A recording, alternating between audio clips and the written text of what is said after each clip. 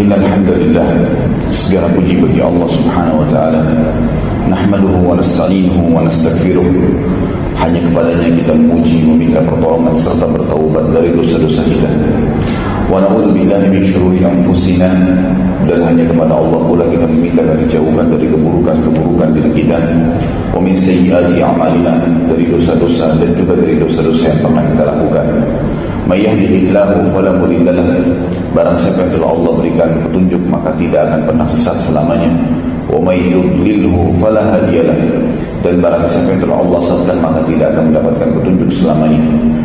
Asyhadu an la ilaha illallah wahdahu la syarika lahu wa asyhadu anna Muhammadan abduhu wa rasuluh. Saya bersaksi tidak Tuhan yang berhak disembah kecuali Allah, dan Muhammad benar-benar hamba juga utusannya. Qala Allah Ta'ala, Allah telah mengingatkan dalam kitabnya, Ya ayyuhalladzina amanu taqullaha haqqa tuqatih wa la tamutunna illa wa antum muslimun. Hai sekalian orang-orang yang beriman, bertakwalah, hanya patuh dan tunduklah kepada satu-satunya pencipta segala sesuatunya, di langit, di bumi, di kedalaman lautan, kelihatan atau tidak kelihatan dengan mata manusia. Sebenar-benar patuh dan tunduk, dan jangan sekali-kali meninggal dunia kecuali dalam keadaan Islam. Di ayat yang lain Allah juga mengingatkan, qala Allah Ta'ala, ya ayuhan nasu taqu rabbakum alladhi khalaqakum min nafsin wahidah wa khalaqa minha zawjaha wa batha minhuma rijalan kathiran wa nisaa wattaqullaha alladhi tasaaluna bihi wal arham innallaha kana 'alaikum raqiba. Hai sekalian manusia, sekali lagi bertakwalah, hanya patuh dan tunduklah kepada satu-satunya pencipta segala sesuatunya, baik di langit, di bumi, di kedalaman lautan, kelihatan dan tidak kelihatan oleh mata manusia, yang telah menciptakan kalian semua dari jiwa yang satu, yaitu Adam alaihissalam, dan telah menciptakan dari jiwa yang satu istrinya Hawa alaihissalam, dan telah banyak memberikan keturunan laki-laki juga perempuan dari keduanya. Sekali lagi bertakwalah hanya kepada Allah dan jagalah hubungan silaturahim, sesungguhnya Allah senantiasa mengawasi kalian. Di ayat yang ketiga, qala Allah Ta'ala, ya ayyuhalladzina amanu taqullaha wa qulu qawlan sadida yuslih lakum a'malakum wa yaghfir lakum dhunubakum wa may yuti'illaha wa rasulahu faqad faza fawzan 'azima. Hai sekalian orang-orang yang beriman, sekali lagi bertakwalah, hanya patuh, tunduk, takut, memohon kepada satu-satunya pencipta Allah, dan ucapkan kalimat yang benar. Niscaya Allah akan memperbaiki amalan-amalan perbuatan kalian, mengampuni dosa-dosa kalian. Barang siapa yang mentaati Allah dan Rasulnya, maka dia telah mendapatkan kemenangan yang besar. Amma ba'd, fa inna asdaqal hadithi kitabullah. Kita tahu sebaik-baik perkataan dan rujukan bagi umat Islam adalah kitabullah, Al-Quran. Wa khair hadyu Muhammadin sallallahu alaihi wasallam, dan sebaik-baik petunjuk setelah Al-Quran adalah petunjuk Nabi besar Muhammad sallallahu alaihi wasallam yang dikenal dengan As-Sunnah. Keduanya rujukan utama umat Islam dalam segala lini kehidupan, dalam setiap aktivitasnya, terutama dalam masalah ibadah. Wa syarrul umuri muhdatsatuha, dan seburuk-buruk perbuatan khusus dalam masalah ibadah yang tidak punya rujukan dari wahyu Al-Quran dan Sunnah. Fa inna kulla muhdatsatin bid'ah, semua perbuatan yang dikarang-karang, yang dibuat-buat dalam masalah ibadah yang tidak punya rujukan wahyu dikenal dengan perbuatan baru dalam agama. Wa nabidatun dhalalah, dan perbuatan baru itu akan membawa pelakunya pada kekeliruan dan kesesatan. Wa idaran fillah, dan keliruan akan membawa pelakunya ke dalam api neraka. Ikhwan dan akhwat rahimani wa rahimakumullah, bertemu lagi tentunya di serial pahlawan dalam Islam, serial orang-orang yang agung yang mulia, serial orang-orang yang telah mencapai prestasi dunia dan juga akhirat, serial orang-orang yang telah dipilih oleh Allah Subhanahu wa Ta'ala, yang layak untuk dijadikan sebagai idola. Mereka adalah orang-orang pilihan yang hatinya suci, yang perilakunya semuanya diridhai oleh Allah Subhanahu wa Ta'ala. Mereka jauh dari perbuatan-perbuatan pelanggaran. Mereka memiliki rumah tangga yang sempurna, pendapatan harta yang sempurna, bahkan mereka punya kiprah yang sangat besar dalam menyebarkan agama ini. Setiap berbicara tentang sahabat Nabi, kita sedang berbicara tentang figur-figur orang yang hatinya semuanya tidak ada celah kecuali diikuti dengan keyakinan sepenuhnya di atas 3 hal. beriman bahwasanya dan yakin Allah subhanahu wa ta'ala satu-satunya Tuhan di langit, di bumi, yang menciptakan, yang mengadakan, yang mengurus, yang memusnahkan, yang menyiapkan semua kebutuhan dan asupan yang dikenal dengan rezeki, dan tidak ada Tuhan kecuali Dia. Tidak boleh ada sekutu baginya. Mempartisipasikan makhluk dengan Allah tertanam sangat dalam di dalam hati para sahabat. Mereka sangat memahami kalimat ini, sehingga muncul efek daripada keyakinan itu adalah tidak pernah menyembah, memohon, takut, bergantung. Bahkan mereka tidak pernah ragu sedikit pun terhadap apa yang telah dijanjikan oleh Allah subhanahu wa ta'ala. Sekali Allah mengatakan orang mati syahid masuk surga, mereka berlumba-lumba mengejar mati syahid itu. Tidak peduli lagi ada apa di hadapan mereka, sebanyak apapun jumlah pasukan musuh. Mereka pada saat mengetahui bahwasanya sholat berjamaah di masjid adalah perintah Allah, maka mereka tidak pernah kehilangan. Sampai Abdullah bin Umar radhiyallahu anhu berkata, kami tidak melihat seseorang di antara kami meninggalkan sholat 5 waktu di masjid, laki-laki terutama, kecuali dia termasuk orang yang ada sifat kemunafikannya. Enggak ada. Sampai beliau mengatakan salah seorang di antara kami, sahabat-sahabat Nabi, kalaupun dia dalam keadaan sakit, maka ditopang oleh kedua temannya di kiri kanannya untuk membawanya sholat hadir di saf masjid. Jadi sangat luar biasa mereka mengerjakan perintah Allah subhanahu wa ta'ala, karena tidak pernah diikuti dengan keraguan. Ini Allah pencipta langit dan bumi, mereka tidak pernah ragu dengan masalah itu, sehingga mudah ya untuk memohon, meminta, menyembah, hanya tunduk dan takut kepada Allah subhanahu wa ta'ala.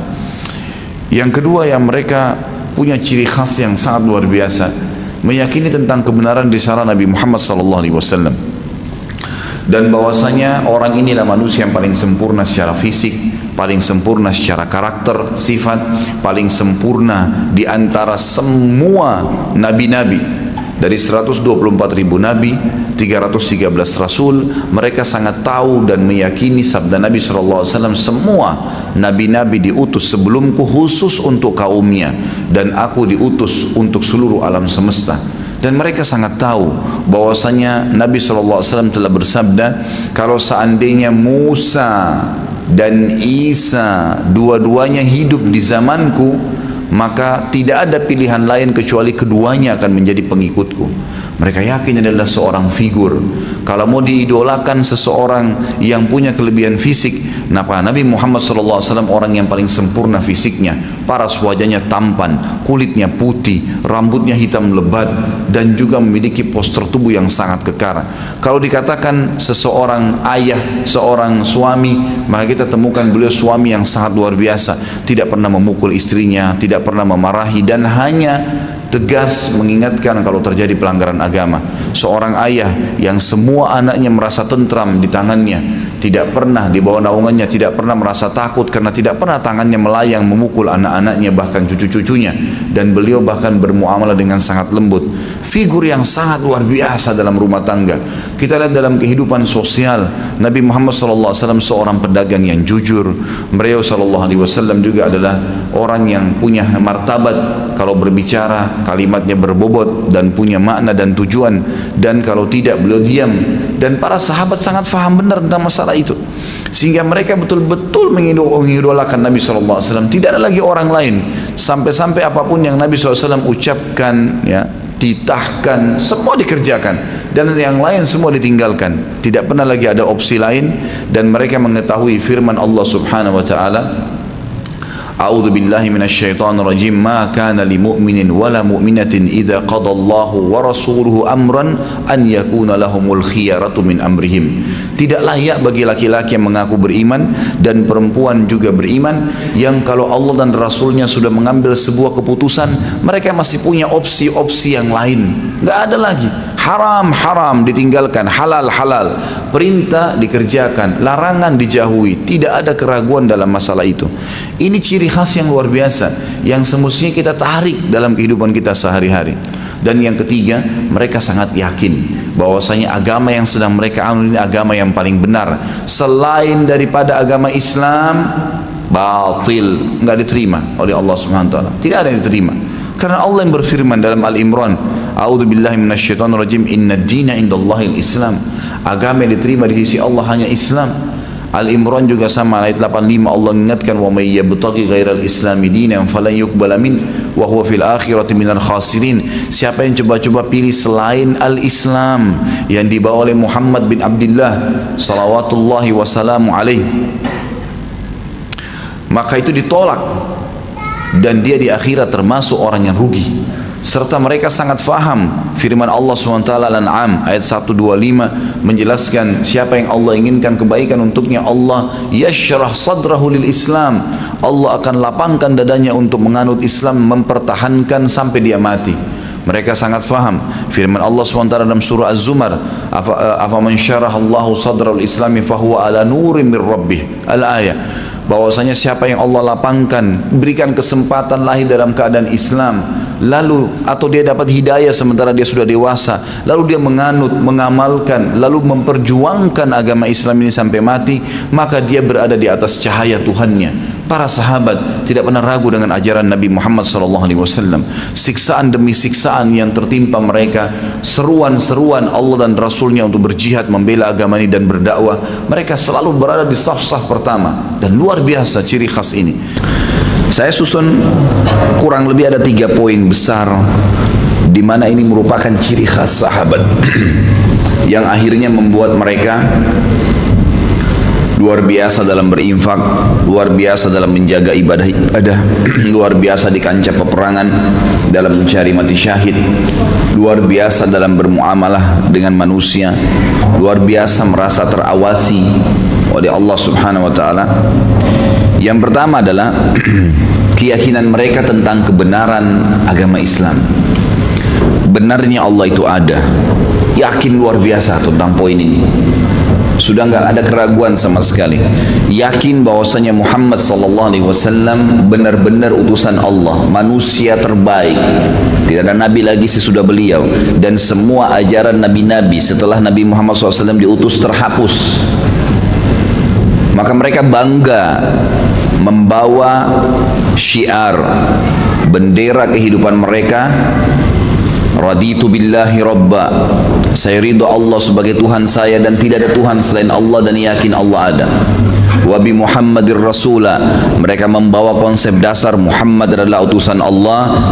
Jangankan manusia biasa, nabi-nabi dan rasul sebelum beliau saja sudah dihapus semua ajarannya. Berarti ini ajaran yang paling benar. Dan juga mobil Islami dina, agama yang sedang dianut ini, tuntunan yang sedang dipelajari, halal haramnya, perintah dan larangan di dalamnya adalah sesuatu yang paling baik. Tidak ada lagi di atasnya.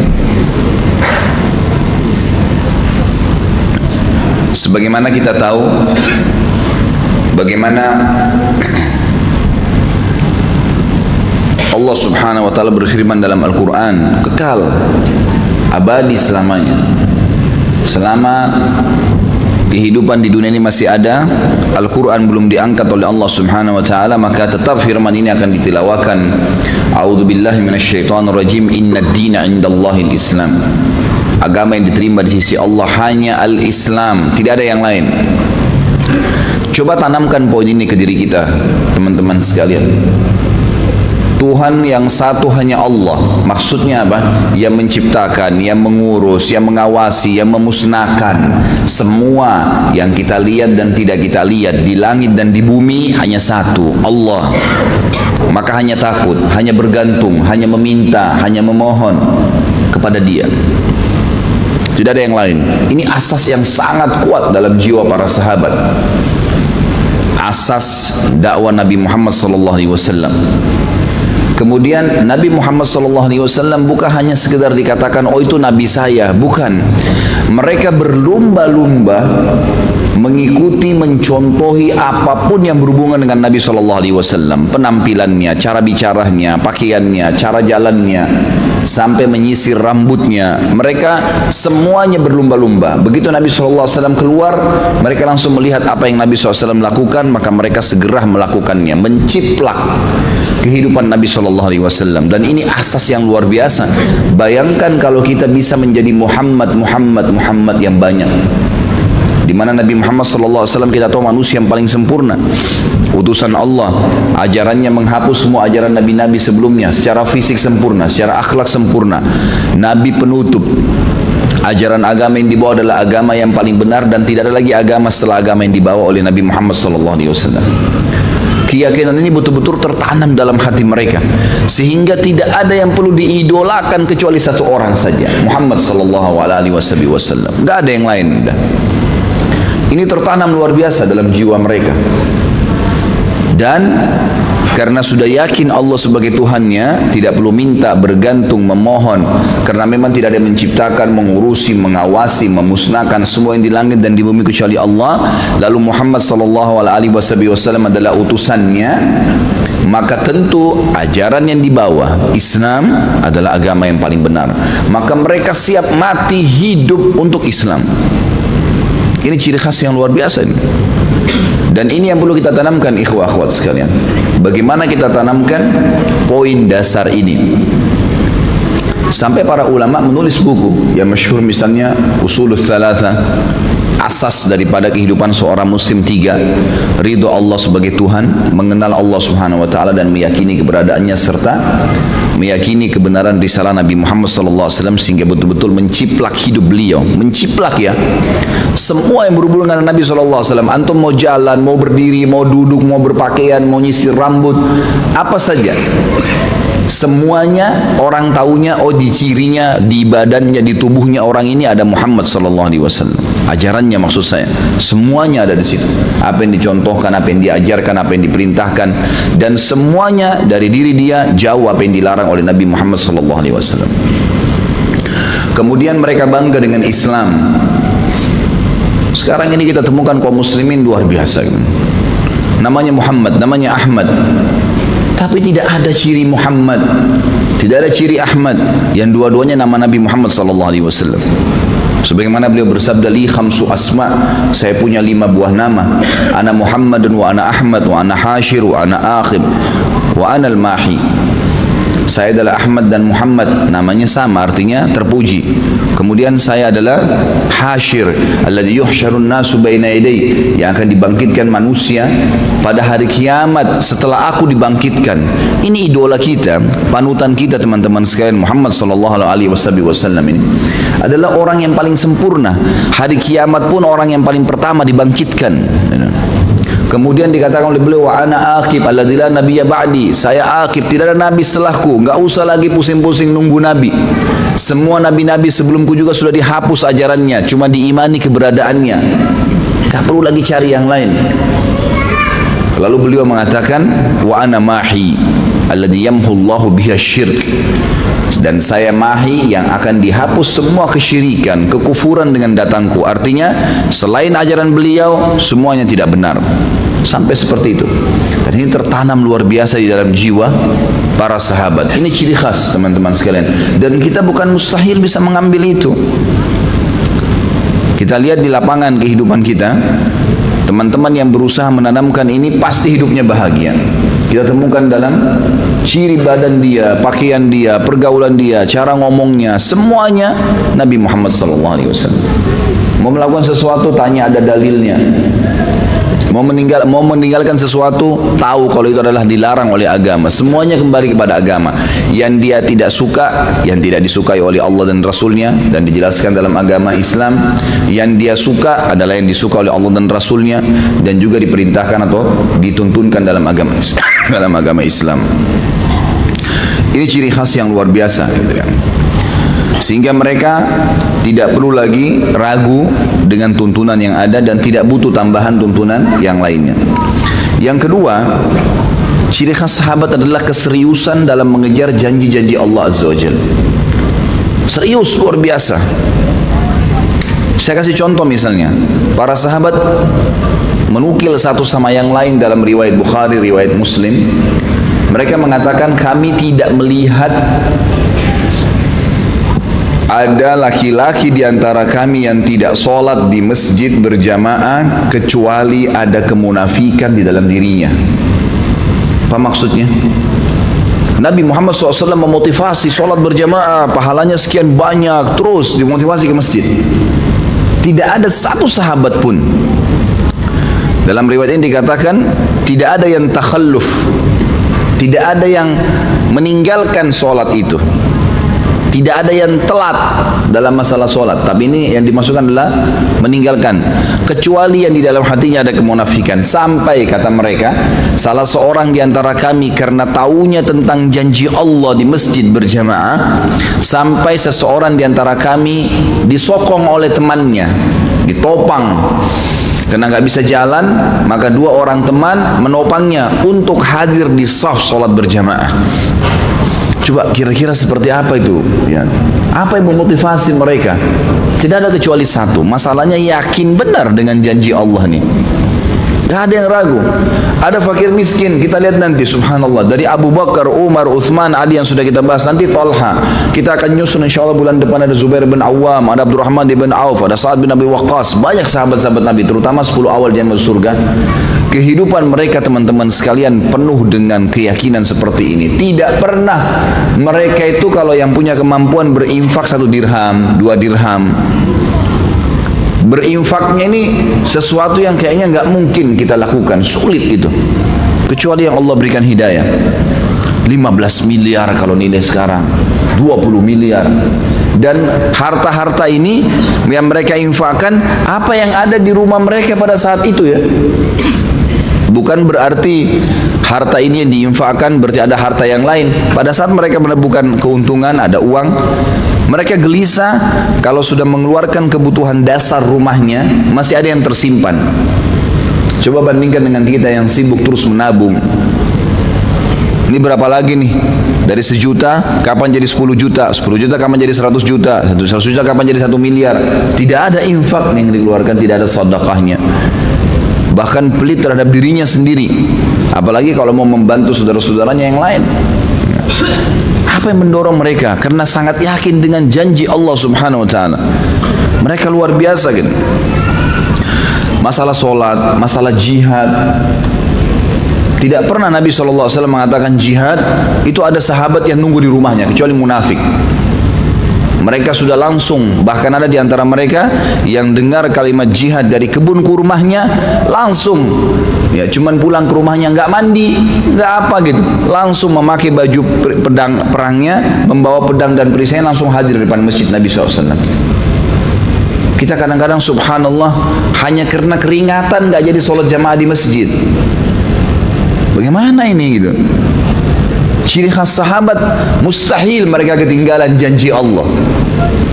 Karena prinsip dasarnya dalam masalah ibadah, ikhwan dan akhwat sekalian, sekali kita ketinggalan ibadah itu, sulit sekali untuk mengulanginya. Saya sering sampaikan di pengajian saya, kalau seandainya kita masbuk sholat subuh 1 rakaat, mungkin ada uzur, mungkin sakit perut, anggaplah, ketiduran, anggaplah. Tapi uzur ini hanya akan melepaskan kita dari hukuman Allah subhanahu wa ta'ala, kalaupun di perbuatan itu ada hukuman. Tapi ingat, kehilangan pahala nggak bisa diperbaikin. Beda antara orang yang ketiduran masbuk 1 rakaat dengan orang yang dasarnya memang bangun dan tiap hari dia paksakan dirinya untuk mendapatkan dari rakaat pertama. Beda pahalanya, walaupun sama-sama hadir subuh. Dan yang masbuk 1 rakaat sampai hari kiamat, dia tidak akan pernah bisa memperbaiki kekurangan 1 rakaatnya itu. Coba kalau kita masbuk misalnya, pas datang imamnya sudah rakaat kedua, masih bisakah kita bilang, imam maaf kembali ke rakaat pertama untuk kita ikut dari awal takbiratul ihram? Nggak bisa. Berarti orang yang ikut dari awal sama imam, dari Allahu Akbar sudah dicatat pahala oleh malaikat, dari iftitah sudah ada pahalanya, dari Al-Fatihah sudah ada pahalanya, dari surah yang dibaca ada pahalanya, ruku ada pahalanya, gerakan dan bacaannya, itidalnya, kemudian terus 1 rakaat sujudnya. Bukankah kata Nabi SAW, ya, tidak ada seorang pun yang sujud 1 kali untuk Allah kecuali Allah akan tinggikan derajatnya. Waktu seorang sahabat berkata, ya Rasulullah, saya ingin bersama dengan anda di surga. Kata Nabi SAW, ada yang lain kau minta? Dia bilang, tidak ada ya Rasulullah, itu saja, saya ingin bersama anda di surga, pandu saya untuk itu. Kata Nabi SAW, bantu saya agar kamu bisa bersama saya di surga dengan memperbanyak sujud. Sekali kita kehilangan sujud, tidak bisa diperbaiki. Nanti kita sujud memang, ya, tetapi kata para ulama, orang yang masbuk, yang dia dapat berjamaah, dapat pahala jamaah, gitu kan? Yang dia masbuk yang tersisa, itu akan mendapatkan pahala yang bukan berjamaah lagi. Artinya berkurang kan gitu. Dosakah dia? Tidak dosa, nggak ada hukuman di depan Allah SWT karena dia ada uzur ya. Tetapi perlu jeli teman-teman sekalian memahami bahwasanya tidak bisa terulang peluang ibadah itu. Saya pernah menemukan seorang ibu dengan anaknya miskin luar biasa, pakainya saya lihat gitu. Saya habis ta'lim di Kampung Melayu. Kemudian saya keluar, dia beri isyarat minta uang gitu. Saya memang sudah niat mau membantu. Saya bilang sebentar bu ya, karena saya lihat ibu itu duduk di bawah pohon gitu. Saya memang sudah niat mau memberikan apa yang saya dapatkan dari ceramah diberikan oleh majelis taklimnya. Kemudian saya sholat dulu bu, buru-buru karena saya takut iqamah, waktu itu sudah azan. Saya pun pergi ke sana, kemudian saya sholat berjamaah. Saya lupa nih kalau ada yang minta tadi, habis sholat duhur, saya selesaikan juga sholat nafilahnya di situ ba'diyah duhur, baru saya pulang, baru saya kembali. Mobil saya parkir kebetulan di dekat majelis taklim dan dekat pohon yang ada ibu minta-minta tadi. Subhanallah, tuh saya kembali, tiba-tiba saya lihat pohon tersebut, saya teringat, wah tadi ibu yang minta, mana dia? Saya cari nggak ada, cari keliling nggak ada, sampai saya naik mobil saya 3 kali, ikhwah sekalian putar balik di situ, nyari ibu itu mana, sudah nggak ada, sudah pergi. Pada saat itu subhanallah, Allah masukkan dalam hati saya penyesalan yang luar biasa. Khalid, berapa menit tadi itu, berapa detik kamu korek kantong kamu untuk kasih ke fakir miskin ini? Sekarang dia sudah pergi, kamu mau dapat pahala dari mana dari orang ini lagi? 3 kali saya putar nggak ketemu sama orang itu. Semenjak itu ikhwah-ikhwah sekalian saya tidak pernah tunda. Kapan ada kesempatan tidak boleh ditunda. Karena ini tidak bisa terulang lagi gitu kan. Nabi kita Muhammad SAW dalam hadis Bukhari selesai sholat asar tiba-tiba berdiri dengan sangat cepat lalu melewatin para sahabat ke rumah beliau. Sahabat semua heran. Kata para sahabat yang meriwayatkan hadis ini, kami heran melihat cepatnya gerakan Nabi SAW. Gak lama kemudian sahabat masih berzikir, Nabi SAW kembali lagi dengan tenang lalu duduk kembali menyambung zikirnya.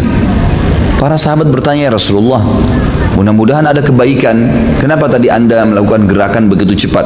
Apa kata Nabi SAW? Perhatikan, kata Nabi SAW, tadi sebelum sholat asar saya sudah mengumpulkan sesuatu yang ingin saya keluarkan, yang ingin saya bagikan, saya infakkan, saya sedekahkan. Namun saya tadi tersibukkan, tidak sempat saya keluarkan sebelum sholat. Maka saya ke rumah saya, kemudian saya membagikannya seperti yang saya inginkan, lalu saya kembali berzikir.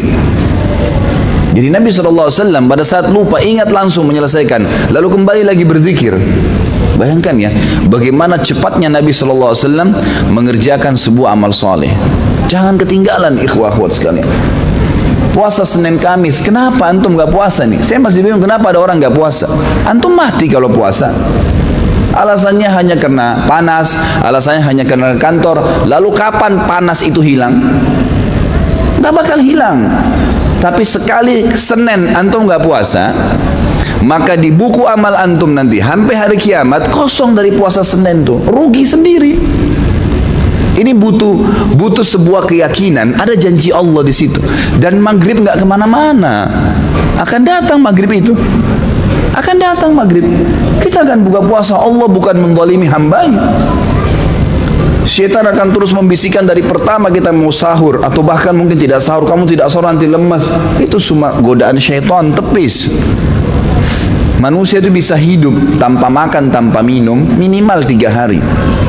Tidak makan, tidak minum bisa hidup 3 hari. Gak usah antum khawatir gitu. Apalagi maghrib nanti sebentar, nanti sampai 5 detik, sedetik pun sebelum azan, syaitan masih godain supaya batalin puasanya. Dan dia akan kalah pada saat dengar azan antum minum. Makanya kata Nabi SAW, lis-shaimi farhatan, orang yang puasa punya 2 kemenangan dan kegembiraan. Farhatun inda fitri, gembira yang dia dapatkan pada saat buka puasa. Di sini makna hadisnya bisa berarti kegembiraan pada saat dia minum karena hausnya hilang, bisa kegembiraan karena dia berhasil mengalahkan syaitan, dia akan dapat pahalanya. Wa farhatun inda liqa'i rabbi, dan kegembiraan pada saat dia bertemu dengan Tuhannya. Lagi lampu merah, lagi ada waktu lowong, Seperti antum sibuk membaca SMS, WhatsApp, BBM, coba lowongkan di antara waktu-waktu antum sehari berapa kali buka HP, baca Al-Quran. Baca Al-Quran 5 ayat, 10 ayat. Coba lihat nanti jeda waktu saja antara azan dan iqamah, atau jeda waktu lagi nunggu azan kalau antum lagi di kantor, atau jeda waktu selesai pekerjaan duduk sebentar habis minum air. Coba lowongkan waktu antara minum air, hitung detiknya pakai stopwatch. Minum air anggap 15 detik. 15 detik antum pakai baca Al-Quran. Coba lihat berapa ayat yang antum dapatkan. Baca. Kalau tidak, kapan nih? Ingat, dalam ibadah harus dipaksakan baru bisa. Kalau kita tidak paksakan diri kita, tanda kutip, tidak paksakan sholat malam, tidak paksakan berpuasa, tidak paksakan bersedekah, tidak paksakan mengambil Quran dari rak atau membuka aplikasi Quran di HP dan dibaca, tidak paksakan menjenguk orang sakit, tidak paksakan hadir di majelis ilmu, tidak bakal pernah bisa, karena syaitan selalu menghambat kita. Allah mengingatkan dalam Al-Quran masalah itu. A'udzu billahi minasyaitonir rajim, walladzina jahadu fina lanahdiyannahum subulana. Orang-orang yang jahadu fina artinya berusaha memaksakan diri menuju ke perintah-perintah kami, jalan-jalan kami, meninggalkan larangan-larangan kami, maka kami akan pandu dia menuju ke jalan-jalan kami. Lanahdiyannahum subulana, kami mudahkan mereka untuk mengamalkannya. Jadi ini butuh sekali pemahaman. Ini ciri khasnya sahabat, sangat yakin dengan janjinya Allah. Nggak ada yang bagi mereka harus hilang kesempatan itu. Ingat, asas pertama dulu keyakinan tentang kebenaran Allah, Rasul dan Islam ini. Kemudian muncul dengan sendirinya keyakinan yang muncul adalah benarnya janji Allah Subhanahu wa taala. Dan yang ketiga adalah ciri khas yang luar biasa, keseriusan mereka dalam menjauhi ya, apalagi meninggalkan larangan-larangan Allah. Luar biasa mereka dalam meninggalkan larangan Allah ini. Bisa dikatakan yang melakukan kesalahan dalam kehidupan sahabat itu dihitung jari. Individu tertentu itu pun dilakukan sekali, 2 kali. Gak ada dosa yang dibuat bermalam, berbulan-bulan, berminggu-minggu, karena mereka tahu benar ancaman Allah pasti ada di situ. Ingat, dosa seperti segelas racun. Kalau kita minum dalam kondisi tahu itu racun, akan berbahaya. Jelas akan mematikan, merusak organ tubuh kita. Dalam kondisi kita tidak tahu, tetap berbahaya. Tetap berbahaya. Zina berbahaya, ikhwan dan akhwat sekalian. Allah mengatakan wala taqrabuz zina. Makanya jangan dekatin, jangan mulai telepon, jangan mulai SMS, jangan mulai melakukan yang mengundang zina itu. Innahu fahishatan wa sa'a sabila. Itu keburukan yang sangat berbahaya buat kalian, dan seburuk-buruk jalan. Syaitan buka, kita buka juga pintu itu. Berapa banyak ikhwan dan akhwat juga kena fitnah seperti ini. Padahal Allah bukakan pintu nikah. Sibukkan diri dengan puasa, sibukkan diri dengan ibadah. Jauhi tontonan, jauhi dengaran. Tidak ada orang yang terbagikan syahwatnya tanpa sebab, tanpa pemicu. Dia tonton yang tidak benar, maka muncul syahwatnya, membayangkan yang tidak-tidak. Tidak mungkin muncul syahwatnya tanpa mendengar sesuatu. Tidak ada orang dengar Quran itu syahwatnya bangkit. Gak ada orang hadir majelis taklim begini dan disampaikan ilmu syahwatnya bangkit. Gak mungkin kan?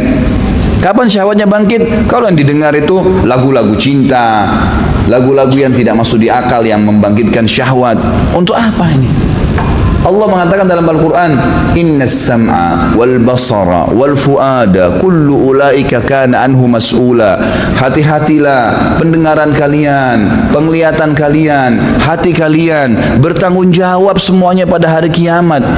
Allah nggak kasih kita mata ini untuk melihat yang haram. Allah nggak kasih kuping untuk dengar yang haram. Allah nggak kasih lisan untuk mengucapkan yang haram, tangan untuk menjamah yang haram, kaki melangkah yang haram, kemaluan ditumpahkan yang haram. Allah kasih kita fasilitas untuk lihat yang baik, telinga dengar yang baik. Ingat, anggota tubuh kita ini, kata para ulama, kalau makin sering kita sibukkan dengan ibadah, mata melihat yang benar, yang Allah bolehkan, telinga dengar yang benar, mulut mengucapkan yang benar, maka semua anggota tubuh ini, hati makin sering dilunakkan dengan ayat-ayat Al-Quran, dari pendengaran, dari penglihatan. Hati kan terpengaruh dengan 3 anggota tubuh ini, ya, telinga, mata, dan lisan.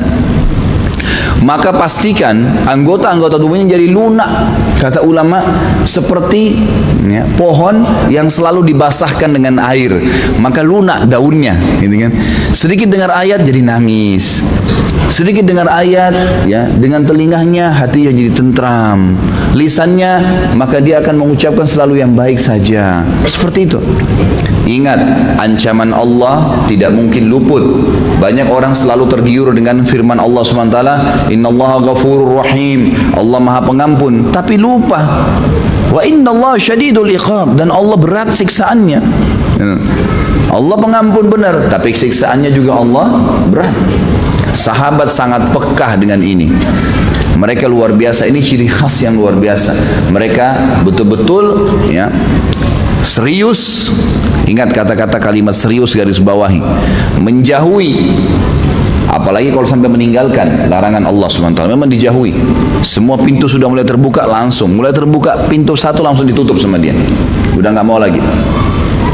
Ini ciri khasnya para sahabat. Kurang lebih ini pembukaan yang pertama yang saya ingin sampaikan. Yang kedua, teman-teman sekalian, ini sudah dalam seminggu, dan terakhir kemarin khutbah Jumat di salah satu masjid di Asra yang mungkin bisa menampung seperti masjid kita ini, Masya Allah, 2.000-3.000 orang mungkin. Saya sampaikan khutbah Jumat tentang masalah bagaimana sekarang umat Islam ini sedang terpuruk. Betul-betul terpuruk, ini luar biasa. Dan saya yakin kita sekarang berada di hadis Nabi SAW.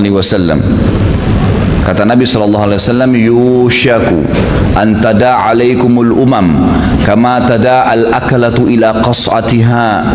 Nanti akan datang satu zaman di mana, ya, kata Nabi SAW, umat-umat ini, non-muslim atau orang yang mengaku Islam tapi sebenarnya bukan orang Islam, akan mengeroyoki kalian sebagaimana belatung atau ulat memanggil teman-temannya untuk mengeroyokin makanan di nampan.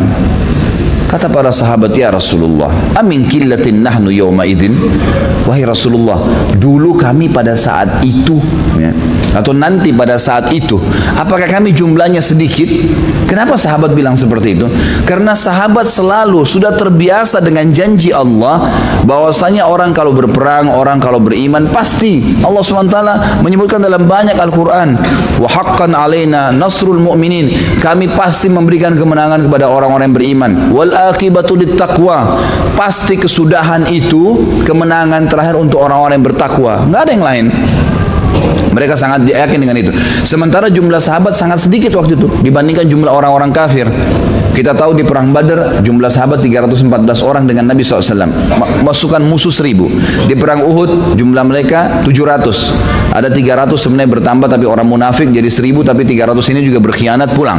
Sisa 700 melawan 3000. Kita tahu di perang Ahzab jumlah kaum muslimin yang siap perang waktu itu kurang lebih sekitar 2000 orang yang siap perang, itu pun lemah, maka dibuat parit, gitu kan? Karena kondisi mereka waktu itu lagi kekurangan makanan, musim peceklik. Lalu kemudian datang Abu Sufyan, ya. Mohon maaf, waktu itu musim dingin sehingga hasil panennya kurang. Kemudian Abu Sufyan datang dengan seluruh suku Arab 10.000 orang melawan 2.000. Gitu kan? Jumlah selalu lebih sedikit kaum muslimin, tapi kemenangan demi kemenangan Allah kasih. Maka para sahabat bingung, ya Rasulullah, apakah waktu itu jumlah kami sedikit sehingga kami enak saja dikeroyokin oleh orang-orang? Kata Nabi SAW, bal antum kathir walakinnakum gusa'u wa gusa'is sail. Kalian banyak waktu itu. 7,2 miliar sekarang umat manusia di muka bumi ini, 7,3 miliar jumlahnya. Itu 3 miliaran sekian itu umat Islam. Kita setengah umat Islam seluruhnya dari seluruh suku ini, setengah penghuni bumi sekarang. Banyak sekali. Tapi kalian seperti buih di lautan. Lalu kata Nabi SAW, wala yanzi'annallahu min suduri aduwikum al-mahabata minkum. Pada saat itu Allah akan tarik dari hati-hati musuh kalian rasa takut, segan. Tidak ada lagi takutnya dengan kaum muslimin. Di zaman Nabi SAW, mereka zaman sahabat takut orang-orang kafir itu. Takut sampai dikatakan dalam beberapa asar, namanya Umar bin Khattab kalau disebut di wilayah-wilayah kafir, mereka pada ketakutan. Dengar namanya saya sudah takut gitu. Dengar namanya saja, mereka tidak berani gitu kan. Sekarang luar biasa gitu. Allah sudah masukkan, Allah akan angkat rasa segan dari hati musuh-musuh kalian. Kenapa sebabnya? Karena kata Nabi SAW pada saat itu dalam hati kalian ada penyakit wahan. Para sahabat mengatakan, apa itu wahan ya Rasulullah? Wahan yang dimaksud ini apa? Karena wahan ini kayak kekacauan gitu, ketidakstabilan. Kata Nabi SAW, ya, hubbud dunya wa karahiyatil maut. Pada saat itu kalian sangat cinta dengan dunia dan kalian takut kematian. Riwayat lain dikatakan hubbud dunya wa karahiyatil jihad. Kalian sudah takut mati, ya, kalian cinta dunia dan kalian benci, tidak suka dengan jihad. Sekarang umat Islam, banyak orang di antara kita sibuk dengan apa? Pendapatan saya apa? Bagaimana saya hidupin keluarga dan anak saya. Titik, cukup itu. Gajinya berapa? Bayar listrik cukup, transportasi cukup, sudah. Mau tetangganya sakit muslim, mau ada masalah sedang dihadapin, diam, nggak ada urusan. Depan mata kita sekarang ini, setiap negara Islam, pemimpin Islam, setiap ulama kaum muslimin, gitu kan, kecuali sebagian kecil, umumnya kaum muslimin nafsi-nafsi semua. Yang penting dia aman, selesai. Mau yang lain kena Jogja, kena banjir, kena gempa longsor, kemudian waktu kemarin tsunami. Berapa banyak sih dari jumlah umat Islam ini yang menyumbang? Berapa banyak sumbangan yang masuk dibandingkan dengan jumlah umat Islam waktu itu? Kalau kita hitung persentasenya yang bantu pada saat tsunami terjadi, kemudian di Jogja, banyak yang terjadi masalah di Indonesia, memang ada yang membantu. Kalau diakumulasi total harta atau uang yang terkumpul itu hanya mungkin 2-3% dari jumlah umat manusia, umat Islam di Indonesia. Mana yang 98% nih? Mana yang 90% mereka melakukan peduli terhadap umat Islam? Sama sekali. Gitu kan? Jadi nggak ada. Betul pada saat ini memang kita sangat cinta dengan dunia, pusing dengan itu saja, terus saja, dan juga benci dengan jihad, takut mati. Ya, kalau sakit siap mengeluarkan uang banyak. Nanti datang asuransi mengatakan nanti Anda rawat nginap, dikasih gratis sekian. Boleh nginap 15 juta, ketakutan bayar 1 juta. Subhanallah, pernah nggak 1 juta infakkan untuk bantu orang sehingga kita bisa panen di akhirat? Dia lebih takut untuk dirinya sendiri. Bayar 1 juta karena takut nanti rawat nginap, padahal sampai 5 tahun tidak pernah rawat nginap. Kenapa nggak takut dengan dirinya kalau mati nanti? Ya, dia tidak bisa diselamatkan karena nggak ada ibadahnya. Bagaimana kita tahu 1 juta yang kita kasih daripada ke asuransi, lebih baik kita kasih ke jalan Allah yang menyelamatkan kita di akhirat nanti. Coba pikir ke poin itu, ikhwan akhwat sekalian. Jangan terus berputar-putar di masalah dunia yang tidak selesai-selesai ini. Rutinitas kita nanti akan ada akhirnya. Kita bangun pagi, mandi, sarapan, keluar aktivitas, kemudian siang lagi, sore, malam lagi tidur. Ada subhanallah orang-orang Islam begitu. Cuma tahu makan, minum, tidur, kerja. Selesai. Itu pun nanti kalau liburan anak-anaknya perginya ke tempat-tempat maksiat, ke kolam renang, telanjang, lihat orang telanjang. Banyak ikhwah-akhwat kita kadang-kadang begitu. Kenapa kalau ke kolam renang? Ya anak-anak lagi liburan, Ustaz. Subhanallah. Jadi majelis taklim bukan hiburan. Seakan-akan majelis taklim hanya untuk kakek-kakek dan nenek-nenek. Anak-anak perlu ditanya, diajak gitu kan. Buat mereka suka majelis taklim, bukan kolam renang, bukan tempat-tempat maksiat gitu. Kita tidak dilarang rekreasi dalam Islam, tapi jangan merusak iman antum. Pergi ke pantai, kemudian lihat kemaksiatan sana sini. Sholatnya akhirnya mepet-mepet. Cari tempat saja buka sejadah, hilang fadilah sholat di masjid, hilang baca Quran, matanya jadi suka lihat yang salah. Kenapa? Emang kenapa kalau kita lakukan perbuatan-perbuatan yang tadi yang salah itu bisa merusak iman kita? Kan jadi lebih baik kita jauhi. Baik, kenapa saya datangkan poin kedua ini ikhwah-akhwat sekalian? Karena saya lihat sekarang ini lebih dari di atas, mungkin kalau kita bisa bahasakan sudah 15 tahunan ya, di mana Israel masuk ke Palestina dan setiap hari umat Islam dibunuh, setiap hari. Tidak pernah lewat sehari nggak ada korban, nggak pernah. Minimal luka parah, maksimal mati 3, mati 5 tiap hari. Pernahkah kita yang hadir di sini saja tanya diri masing-masing, berdoa, sisipkan saja dalam doa, tidak usah bicara harta deh. Doa saja, dari doa kita minta panjang umur, sembuh dari penyakit, diberikan pekerjaan, berdoa, ya Allah tolong saudara kami di Palestina, berikan kemenangan. Saya yakin ikhwah akhwat sekalian, 10% saja dari umat Islam, dari 3 miliar 300 ribu orang Islam berdoa, itu hancur Israel. Semestinya begitu kita berpikir. Tapi berapa persen yang berdoa ini? Itu pun kalau berdoa kadang-kadang buru-buru, subhanallah. Sekarang umat Islam dirusak, diperangi dari dalam oleh orang Yahudi sendiri, tapi berkedok Islam. Itulah Syiah. Syiah ini orang Yahudi, teman-teman sekalian. Dibentuk oleh orang Yahudi, Abdullah bin Saba. Fakta sejarah mengatakan itu, harus yakin dengan itu. Kita punya buku-bukunya, fakta-faktanya. Abdullah bin Saba orang Yahudi, pura-pura masuk Islam. Dan di zaman Utsman bin Affan, dia menyebarkan fitnah, mengatakan bahwasanya Abu Bakar sama Umar sengaja mengambil khilafahnya Ali. Sama Utsman dikeluarkan karena dia masih ngaku Islam, dia berkedok Islam, dikeluarkan. Apa yang terjadi? Dia buat tim demonstran, kemudian masuk memprotes Utsman sampai terbunuh Utsman. Buku-buku ahli sunnah semua sepakat. Ahli sunnah siapa? Yang mengikuti sunnah Nabi SAW, mengatakan yang membunuh Utsman bin Affan adalah Abdullah bin Saba, si Yahudi yang pura-pura masuk Islam. Kita punya buku sejarah, ini bukan karangan saya ini. Kemudian di zaman Ali jadi khalifah, dia masuk, disebarin fitnah baru. Abu Bakar, Umar, Utsman, karena Utsman sudah mati, dia bilang juga mengambil khilafahnya Ali. Sama Ali ditangkap di depan orang-orang semua. Lalu Ali tanya, apa kau yang mengatakan kalimat itu? Bahwasanya Abu Bakar, Umar, Utsman merebut khilafah saya dan saya lebih afdal daripada mereka. Kata Abdullah bin Saba, iya, memang dia mau sebarin fitnah. Kata Ali, kau harus taubat, kalau tidak saya akan hukum kamu dengan haddul muftari, hukum cambukan bagi pendusta, 80 kali jerat. Lalu kata dia, saya tidak mau, karena saya yakin memang kamu, memang itu fitnahnya dia yang dia ingin sebarin tengah-tengah umat. Lalu yang terjadi, kata Ali, kalau kau tidak mau taubat juga saya akan kisos kamu, kau akan dibunuh karena kau menyebarkan fitnah.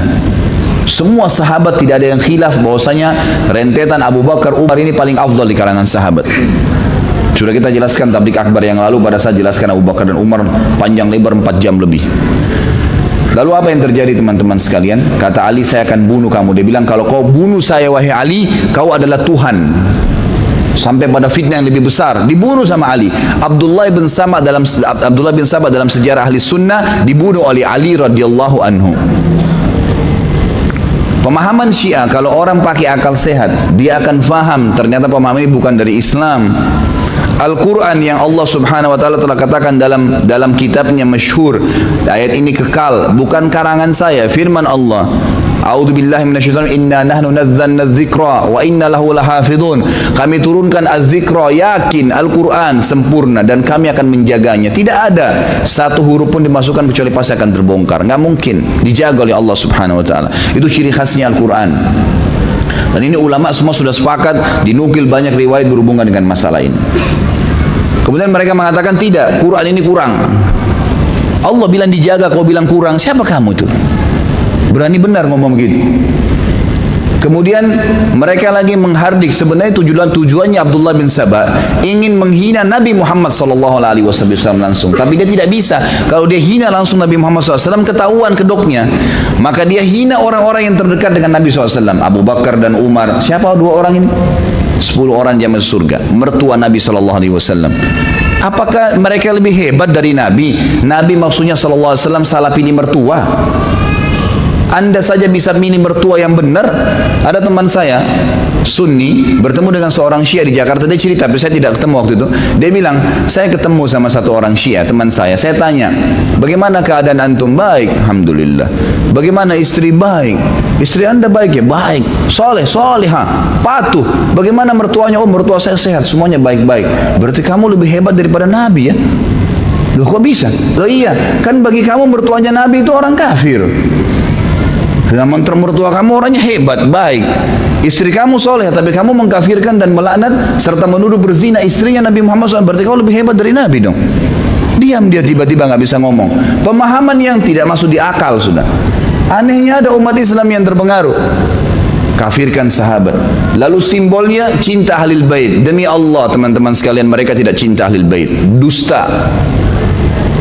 Yang mencintai ahli bait adalah ahli sunnah yang sebenarnya. Kita mengatakan Ali radhiyallahu anhu. Adakah ahli sunnah yang mengatakan Ali bukan sahabat?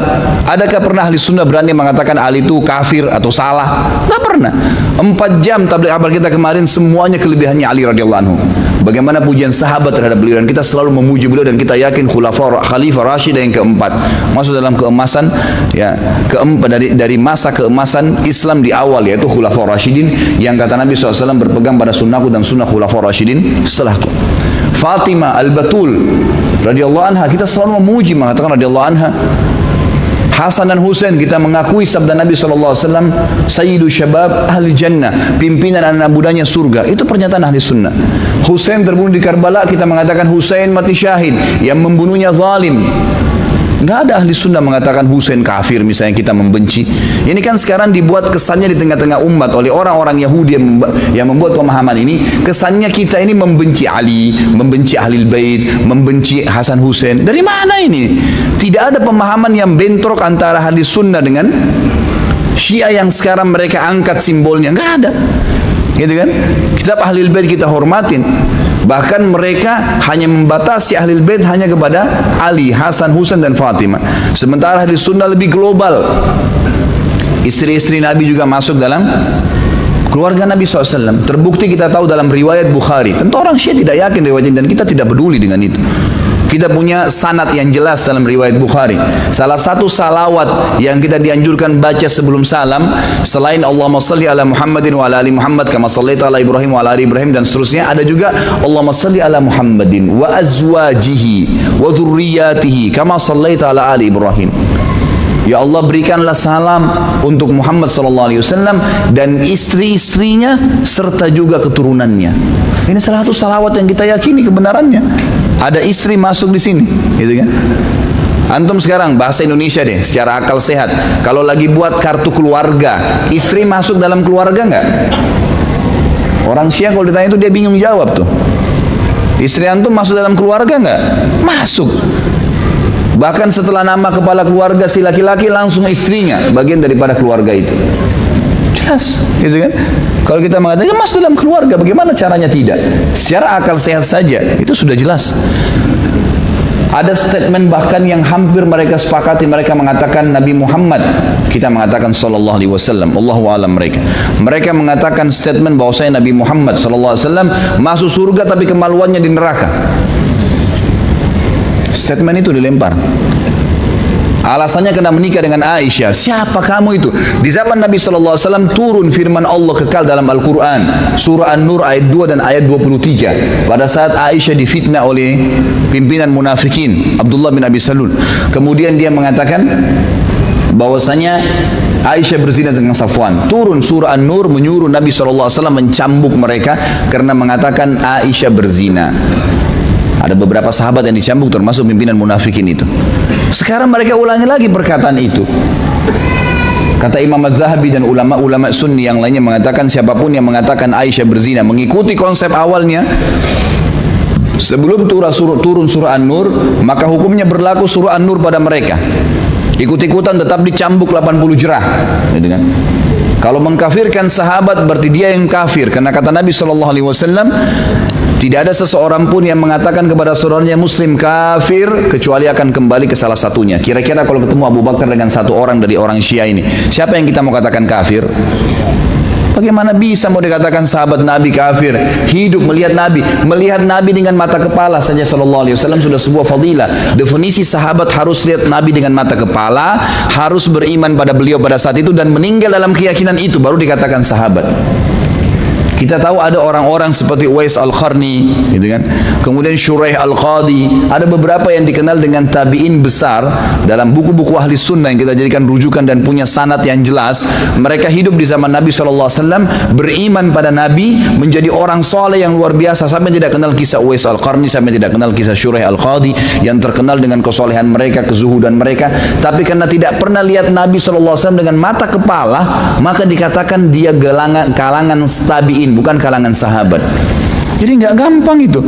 mencapai derajat sahabat. Ini enggak dikafirkan. Kenapa? Abdullah bin Sabah tahu asas kita adalah Al-Quran. Dikatakan Al-Quran itu kurang. Asas kita menerima hukum Allah dari mana? Dari Nabi SAW. Nabi ajarkan ke siapa? Dari sahabat. Kalau sahabat dipangkas oleh mereka, maka otomatis mereka harus punya sumber lain yang sampai kepada Nabi. Dikarang-karang riwayat yang tidak jelas sanadnya. Jadi ini jelas pemahaman dari orang Yahudi di tengah-tengah umat Islam yang masuk tengah umat Islam untuk memerangi kaum muslimin. Orang bodoh yang ngikutin itu. Dan ini tidak boleh didiamkan. Subhanallah, di negara-negara yang ada ahli sunnah, tidak pernah ahli sunnah membunuh satupun orang Syiah kecuali buat makar. Tidak pernah. Di Saudi mereka kalau yang berfaham Syiah dikenal dengan Houthi, itu mereka masih punya warga negara. Di Indonesia selama mereka tidak buat makar, pernah ahli sunnah ganggu Syiah? Tidak pernah.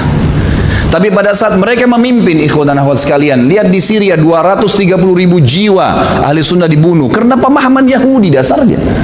Memerangi umat Islam memang, gitu kan. Di Irak mereka membunuh 150.000 jiwa termasuk Saddam Hussein yang mereka anggap selama ini memerangi mereka. Irak sekarang itu negara keduanya Iran. Kemudian mereka terakhir masuk ke Yaman, membakar tidak kurang dari 1.000 masjid dan rumah-rumah tahfidz Quran serta kampus-kampus Islam, ya, itu kemudian diganti, ditutup. Banyak yang dibunuh, banyak yang diperangi, subhanallah. Ini yang terjadi. Dan pendekatan orang-orang Syiah terakhir dengan pemerintah Yaman hampir sama dengan pendekatan orang Syiah sekarang dengan pemerintah kita.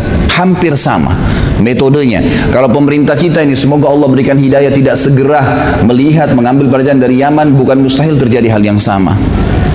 Mereka teman-teman sekalian masuk kepada pemerintah, presiden waktu itu nasionalis tapi ahli sunnah, didekatin, selalu ada pertemuan intens, pergantian budaya, kemudian saling memberikan bantuan dan ABCD seterusnya dikasih. Setiap pertemuan dititipin satu pesan. Kalau 100 pertemuan berarti 1.000 pesan. Satu kalimat saja sudah 1.000 kalimat, 100 kalimat kalau 100 pertemuan. Yang dimasukkan adalah ahli sunnah itu, tapi dia tidak katakan ahli sunnah. Kalau ahli sunnah kan berarti ahli sunnah. Dibuat momok yang lebih serem atau seram dianggap perlu dijauhi, Wahabi. Ini Wahabi nih, cirinya Wahabi apa? Berjenggot, tidak isbal, sholat berjamaah di masjid, dahinya hitam. Ini orang-orang buruk atau baik dalam agama nih? Ahli sunnah, orang yang dahinya hitam karena sujud. Kalau sholat ke masjid, mereka tidak isbal karena Nabi melarang, karena kalau tutup di bawah mata kaki masuk dalam neraka. Perempuannya berjilbab besar, bercadar, ini yang Wahabi. Diangkat sama mereka, ini dia teroris nih. Sama konsepnya dengan Yahudi di Israel, cuma ini Yahudi berkedok Islam, gitu kan. Ini lihat nih Wahabi menakutkan, teroris, mereka radikal, mereka tidak bolehkan ini, tidak bolehkan itu dan seterusnya. Apa yang terjadi ikhwahat sekalian? Pemerintah Yaman nangkap-nangkapin tuh ulama-ulamanya ahli sunnah. Setelah ditangkap-tangkapin, orang Syiah sudah merasa tidak ada lagi gangguan. Yang terjadi apa? Mereka lalu membuat pasukan militan mengkudeta pemerintah. Baru berapa hari saja mereka kudeta pemerintah Yaman, mereka sudah pasang di jalan-jalan pelang-pelang besar, itu fotonya Khomeini. Siapa Khomeini? Coba antum baca dia sejarahnya. Orang Yahudi. Subhanallah. Baru mau dikatakan ayatullah. Ayatullah dari mana ini? Ayat syaitan, iya. Bagaimana caranya dikatakan ayatullah ini? Gitu kan. Mereka berani menyebutkan dalam bukunya innali a'immatuna. Saya baca dalam kitab Al-Kafinya. Manzilatan la yablughu malakul manzilatun la tablughu malakul mukarram wala nabiyyun mursal. Kami ini imam-imamnya Syiah punya kedudukan yang tidak mungkin dijangkau oleh para malaikat dan juga nabi-nabi. Maksudnya kedudukan apa ini? Allah, kedudukan ketuhanan. Orang harus faham kalimat-kalimat yang luar biasa. Fitnah-fitnah terus ditanamkan di tengah-tengah umat. Ini berbahaya sekali. Mereka lakukan itu, lalu mereka mengeluarkan statement, nanti musim haji ini kami akan serang Mekah dan Madinah. Presiden Yaman tulis surat kepada negara-negara Turki di sekitarnya, 6 negara termasuk Saudi, Raja Salman, semoga Allah menjaga beliau. Coba bantu kami ini, diserang. Subhanallah, di hari-hari sekarang orang-orang Syiah di Indonesia harus disampaikan nih kepada kaum muslimin dan sampaikan kepada semua orang intens menemui presiden dan wapres kita. Intens menemui mereka. Lalu kemudian tidak mungkin pertemuan tersebut tidak diberikan pemahaman, cekokan, bantuan dari Iran, ini segala. Dan sekarang ini ada ratusan ribu jumlahnya orang-orang yang masuk pengungsi dari Iran. Kenapa harus mengungsi di Indonesia? Negaranya nggak apa-apa, gitu kan? Mesti dibiayai hidupnya. Bagaimana ini bisa? Saya tidak mengatakan pemerintah kita salah ya, sebab kita pasti ahli sunnah mendukung pemerintah. Yang salah kita ingatkan. Saya menganggap ini sebuah kekeliruan yang harus diingatkan. Itu mereka Syiah masuk ya.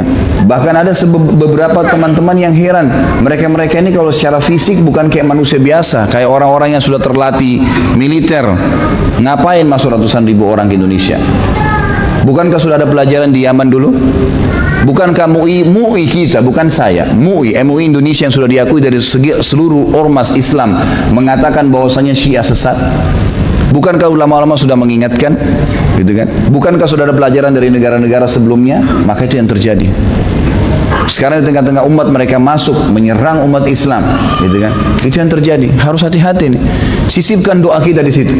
Dari sisi lain, saudara-saudara kita di Myanmar sekarang, di Burma, Rohingya yang kita tahu, luar biasa. Saya lihat gambarnya nggak masuk di akal saya, ikhwah sekalian.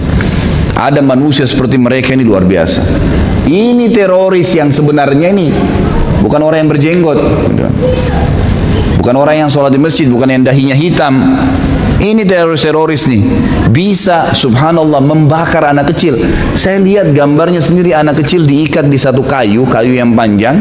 Kemudian ada satu orang Buddha dipegang dari sebelah sana, sebelah sini satu, terus dibakar, dipanggang kayak bakar kambing. Manusia loh ini, anak kecil lagi. Sedangkan seorang militan saja, prajurit perang, kalau ditangkap kemudian mau disiksa, mungkin tidak ada penyiksaan di dunia terjadi pernah dipanggang seperti kambing begitu. Anak kecil, perempuan digantung, dibuat traumatis hanya alasan karena mereka Islam. Satu rumpun loh ini ya, warna kulitnya sama, paras wajahnya mereka sama, bahasa mereka sama.